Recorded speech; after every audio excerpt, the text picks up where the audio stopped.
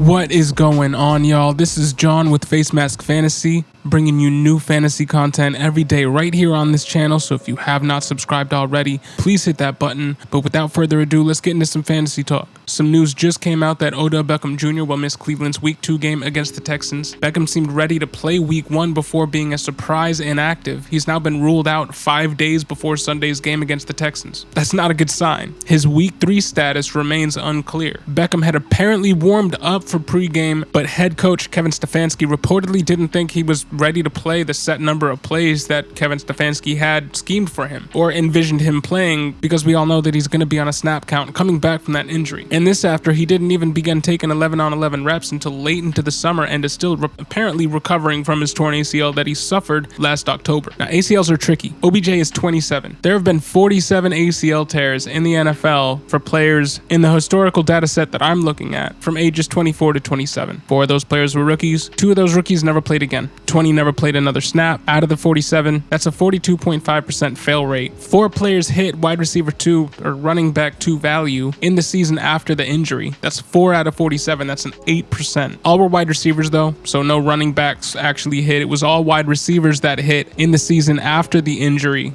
But again, it was only 4 out of 47, and those are players who tore their ACL from ages 24 to 27. And surprisingly, 7 players showed improvement from the pre-ACL season to post-ACL, 17%. Odell Beckham is on the older edge of the spectrum, so the rookies don't factor in. I know 7 players showed improvement from pre-ACL season to post, but it's not looking like that's going to be the case for Odell Beckham, so that can be factored out. 4 players hit wide receiver 2 numbers following the season in which they sustained the injury. We can already kind of rule that out. Doesn't look like Odell Beckham is close to hitting wide receiver 2 value. He's not even close to playing. So it looks like out of that group, Odell Beckham is in the 42.5% that failed. Now, we know Odell is coming back to play another snap, but I do not think he's going to be the same. By the numbers, 83% of all athletes across all sports returned to their sport they played following ACL reconstruction. 5.2 suffered a graft rupture, and that complicated the injury recovery. Most athletes who returned to sport performed comparably when matched with their control group. And when looking at the control group, the mean time to return to sports ranged from 6 to 13 months. Odell was injured in week 7 last year in October. He hasn't even hit 12 months. So maybe as somebody who is 27, had dealt with injuries in the past, it just is taking him closer to that 13-month timetable than the 6 months that we were all hoping for. Odell actually has a long injury history though, when you go back and look at it, so that might be complicating his recovery. Odell had previously dealt with hamstring and back injuries back in 2014, hammy issues in 2015 and 16. This was back when he was considered a top 3 wide receiver. He was on Hall of Fame track. In 2017, he dealt with more hammy issues, suffered the dreaded high ankle sprain in the preseason,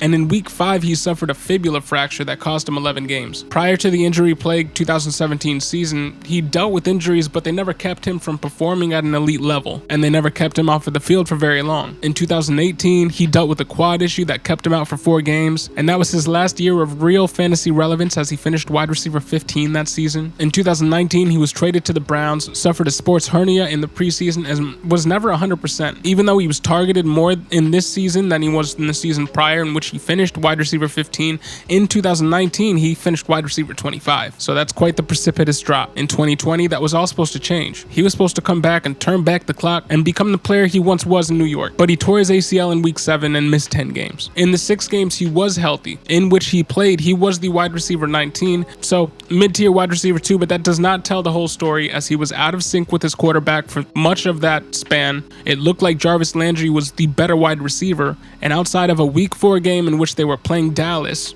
Dak was healthy at that point, and he was running up the score like he was through the first 5 weeks of that season. He forced the team to get creative. In that game, Odell ran twice for 73 yards and a touchdown and caught 8 for 81 and 2 touchdowns. Outside of that crazy game, where the opponent clearly took the Browns out of the game plan that they usually rely on with Kevin Stefanski, if he had just had his points per game average on the season up to week 6, that's 14.5 fantasy points a game, he would have been wide receiver 37, not wide receiver 19. He would have put up 62.9 points through 6 games. And that 14.5 points per average would have been the highest point total of his season up to that point, which shows how much his overall stats over that span were prepped up by that crazy game. His next highest total was a game in which he got 13.5 points. So technically, we're giving him the benefit of the doubt. He should actually be closer to wide receiver 40. Speaking of which, Jarvis Landry was the wide receiver 40 over that same span in 2020. He had 61.4 points. Odell Beckham had 61.9 points if we're going off of those projections that I just put forth earlier. Speaking of Landry, Landry finished wide receiver 12 in 2019, the year before, while Odell finished wide receiver 25. Jarvis has been better over the same span. He's been the healthier wide receiver of the two. He's the same age as Odell,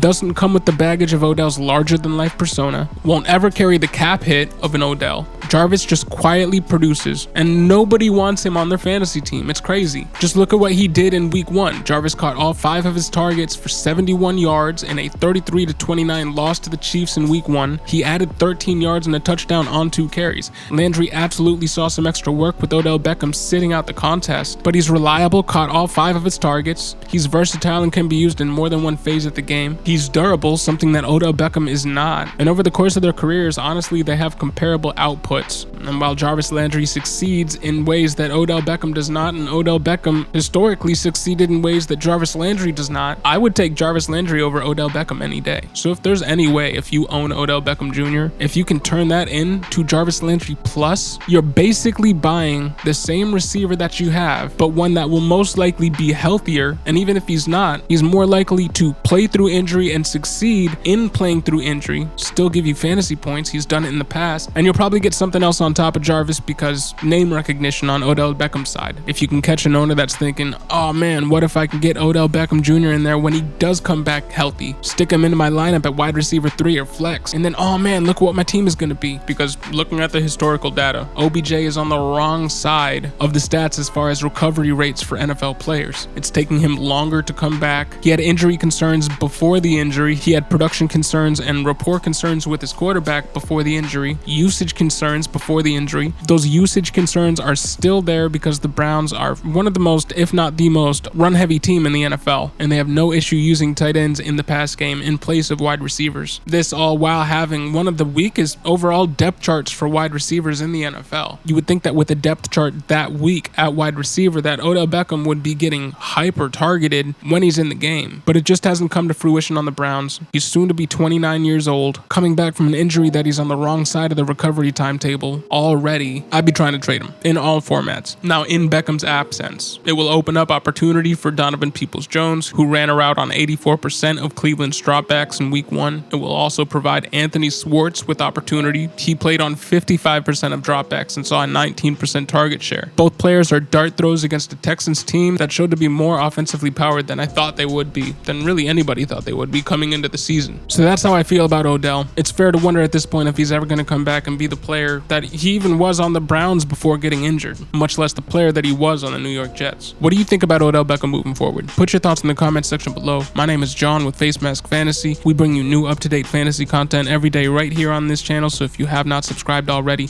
please hit that button. Thank you for listening and have a great day.